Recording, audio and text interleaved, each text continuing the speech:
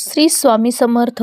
आज आहे 25 जानेवारी 2026 रथसप्तमी. रथसप्तमी या दिवशी सकाळी लवकर उठावे, तांब्याच्या भांड्यात पाणी घेऊन त्यामध्ये तांदूळ, लाल फूल आणि गूळ मिक्स करून सूर्यदेवाला अर्घ्य देणे शुभ मानले जाते.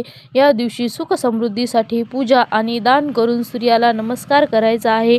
घरात सर्व उत्साहाचे वातावरण निर्माण व्हावं असं जर आपल्याला वाटत असेल तर घरातील प्रत्येक व्यक्तीने उत्साहाने काम करून आपलं आयुष्य आनंदात जगावं आणि आपल्या घरातील सर्व वाईट शक्ती निघून जावी असं तुम्हाला वाटत असेल तर 25 जानेवारी 2026 आहे रथसप्तमी.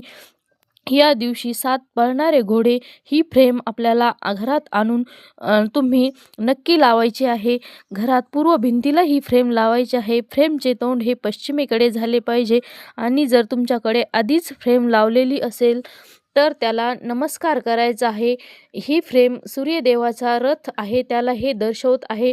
त्याचा खूप फायदा होतो, घरात खूप बदल होतील आणि सूर्यदेवाला एक लाल फूल अतिशय प्रिय आहे. म्हणून आपल्याला घराच्या पूर्व दिशेला आपल्याला नमस्कार करून एक लाल फूल घेऊन त्याला हळद, कुंकू, अक्षता वाहून आपल्या घराच्या पूर्व दिशेला ठेवायचे आहे.